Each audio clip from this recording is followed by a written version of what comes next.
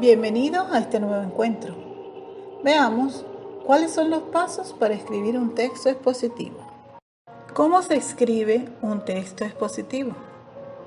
Primero, debemos preguntarnos, ¿qué es un texto expositivo?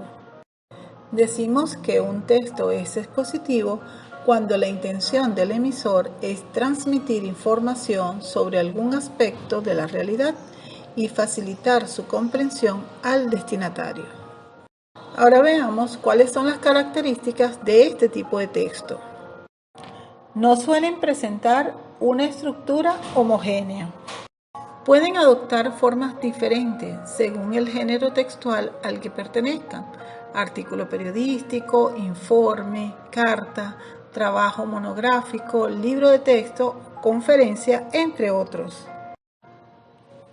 Para el análisis debemos determinar tanto el tipo de texto como el género textual al que pertenece. En segundo lugar, debemos conocer la estructura de este tipo de texto. Como primera parte, tiene una introducción, presenta el tema y explica el punto de vista desde el que se aborda.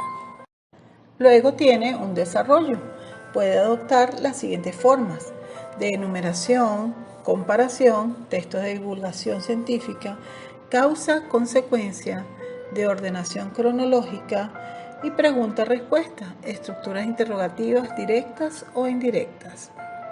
Este tipo de texto cierra con una conclusión, que cierra el texto resumiendo los aspectos más importantes de la exposición.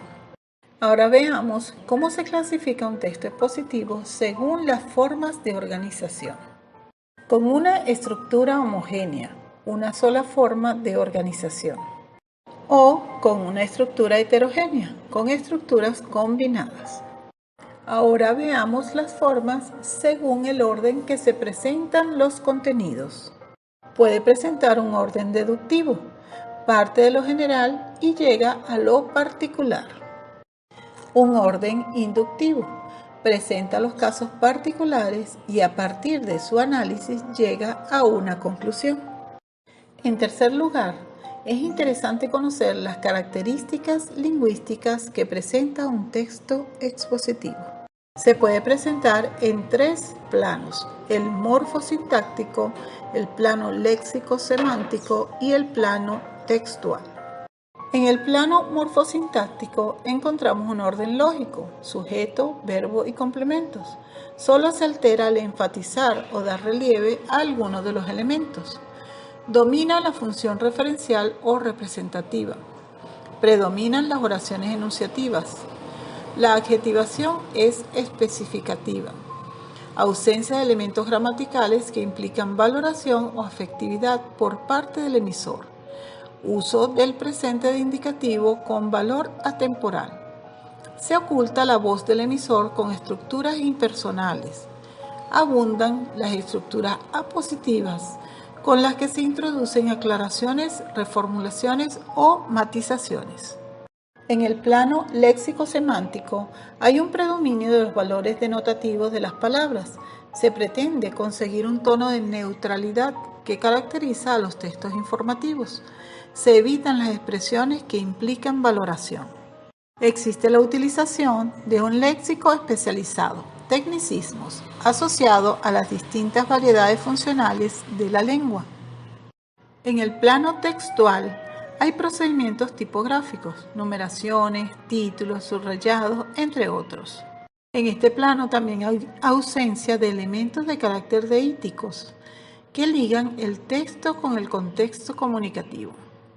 Abundan las referencias anafóricas que remiten a elementos o conceptos mencionados en el texto. Se relacionan con otros textos mediante citas directas o indirectas.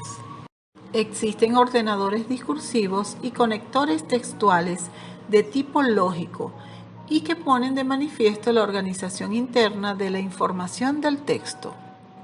En este tipo de texto tenemos ciertos conectores según la forma de organización textual, de enumeración, de comparación, de causa-consecuencia y de forma cronológica. Gracias por acompañarnos hasta el final de esta presentación. Dinos desde dónde nos ves. Comenta qué te pareció el trabajo. Suscríbete para que recibas nuevos videos. Gracias. Hasta una próxima presentación.